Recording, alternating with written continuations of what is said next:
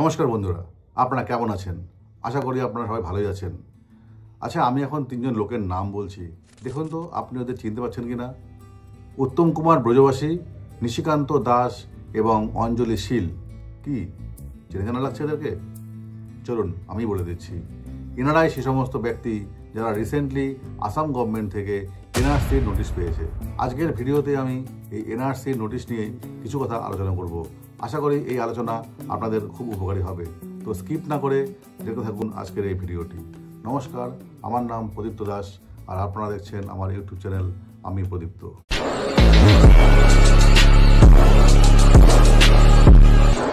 NRC নিয়ে video করছি বলে এটা ভাববেন না যে আমি কোনো পলিটিক্যাল স্টেটমেন্ট দিচ্ছি। দেখুন, আমার প্রতিটা ভিডিওতে একটা করে মেসেজ থাকে, আর এই ভিডিওতেও একটা মেসেজ আছে।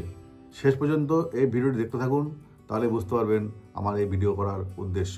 আমার ভিডিও শ্যুট করা অবধি এখনো পর্যন্ত তিনজন লোক এনআরসি নোটিশ পেয়েছে আসাম গভর্নমেন্ট থেকে। উত্তম কুমার ব্রজবাসী, নিশিকান্ত দাস এবং অঞ্জলি শীল। আমার মনে হয় আগামী দিনে আরও লোকের হাতে এনআরসি নোটিশ পাবে, আর এই হাতিয়ারকেই কাজে লাগাবে সাইবার ফ্রডস্টাররা। এরপরে যদি কারোর নামে কোনো এনআরসি নোটিশ আসে তাহলে অযথা ঘাবড়াবেন না। সাইবার অপরাধীরা কি করতে পারে? আপনাকে একটা নোটিশ পাঠাবে, তারপরে আপনাকে ফোন করে হোক, মেল করে হোক, হোয়াটসঅ্যাপে হোক, আপনার সঙ্গে কিন্তু কন্ট্যাক্ট করার চেষ্টা করবে। আপনার কাছ থেকে মানি এক্সটর্ট করার চেষ্টা করবে। আপনি ভয় পেয়ে যদি টাকা দিয়ে দেন তাহলে কিন্তু আপনি এই ফ্রডস্টারের শিকার হয়ে যাবেন। সুতরাং আগামী দিনে যদি আপনারা কারো কাছ থেকে কোনো এনআরসি নোটিশ পান, ঘাবড়াবেন না। কেউ যদি এই বিষয় নিয়ে আপনাকে ফোনও করেন, তাদেরকে সেই ফোনকে কিন্তু আপনারা গুরুত্ব দেবেন না। আপনার ফার্স্টে যেটা করবেন, আপনি এনআরসি নিয়ে নোটিশ নিয়ে আপনি লোকাল থানাতে চলে আসবেন। এনআরসি নোটিশ এখন ট্রেন্ডিং চলছে, এই ফ্রডস্টাররা কিন্তু এটা কাজে লাগাবেই লাগাবে।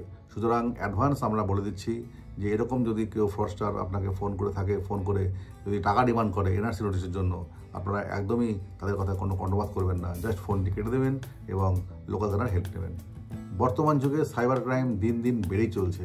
আমি সাইবার ক্রাইম নিয়ে আমার দুটো ভিডিও করেছি, আপনারা এই দুটো ভিডিও দেখতে পারেন, তাহলে আপনাদের কিছুটা আইডিয়া হবে এবং আপনারা সতর্ক হবেন। যারা ওই সমস্ত ভিডিও দেখেছেন তারা জানেন, কিন্তু যারা যে সমস্ত দর্শকরা এখনও এই সমস্ত ভিডিও দেখেননি সাইবার ক্রাইম নিয়ে, তাদেরকে রিকোয়েস্ট করছি যে আপনারা একবার ভিডিওটি দেখুন। আমি আগেই বলেছিলাম যে আমার ভিডিও কোনো পলিটিক্যাল স্টেটমেন্ট নয়, আমার ভিডিও একটি মেসেজ। আর এই ভিডিও থেকে আমার যে মেসেজ সেটা আপনারা বুঝতেই পারছেন, সেটা হচ্ছে সাইবার সুরক্ষা। আপনারা অ্যালার্ট থাকুন, আপনার গচ্ছিত টাকা যেন সুরক্ষিত থাকে, এটাই আমাদের উদ্দেশ্য। আজকের ভিডিও আমি আর লম্বা করছি না। সাইবার ক্রাইম নিয়ে যদি কারো কোনো প্রশ্ন থাকে আপনারা কমেন্ট বক্সে জানাতে পারেন। আর যদি আমার ভিডিও আপনাদের ভালো লেগে থাকে তাহলে লাইক, কমেন্ট এবং শেয়ার করুন। আর যদি আপনি আমার ভিডিওর নতুন ভিউয়ার হন তাহলে একটি সাবস্ক্রাইব করে দেবেন, কারণ আপনার একটি সাবস্ক্রাইব আমার পরবর্তী ভিডিওতে প্রেরণা দেয়। নমস্কার, ভালো থাকবেন।